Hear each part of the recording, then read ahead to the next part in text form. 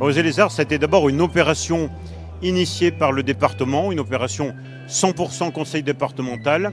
Oser, bien sûr, c'est une incitation à découvrir les arts, la culture, mais les enseignements artistiques disponibles, proposés dans notre département. Le stand, évidemment, il a pour vocation d'appeler à redécouvrir ou découvrir la culture, les arts.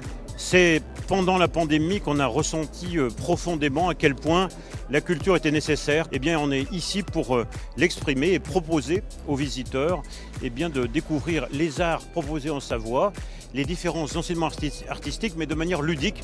Par exemple, à côté de moi, vous avez le lithophone, donc des pierres qui permettent, vous l'entendez, de se sensibiliser au toucher artistique qu'on peut ensuite retrouver pour les enfants sur des instruments comme ici ce violoncelle sur lequel on peut se pencher et entendre, ou plutôt ressentir avec la main les vibrations. Je vous le dis, on les sent.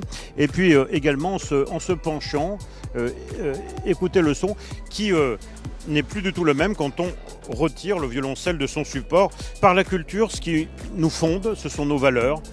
C'est universel, mais aussi par la création artistique. C'est le mouvement, c'est la joie, c'est la découverte, c'est la vie tout simplement. En ce moment, on a besoin de culture, on a besoin de rire, on a besoin de sensibilité, on a besoin de la magie. C'est vraiment les arts qui sont à même de nous les procurer. Un monde sans culture, c'est pas tout à fait le monde dans lequel on a envie de vivre. Même les gens qui ne croient pas s'y intéresser sont touchés par la culture sous une forme ou une autre. C'est pour ça qu'il faut l'encourager et la défendre. C'est pas pour rien que dans certains pays du monde, on le voit en ce moment, c'est la culture qui d'abord est frappée, stigmatisée ou qu'on empêche la diffusion. Donc soyons heureux de vivre dans un pays où la culture est présente partout et vive la culture.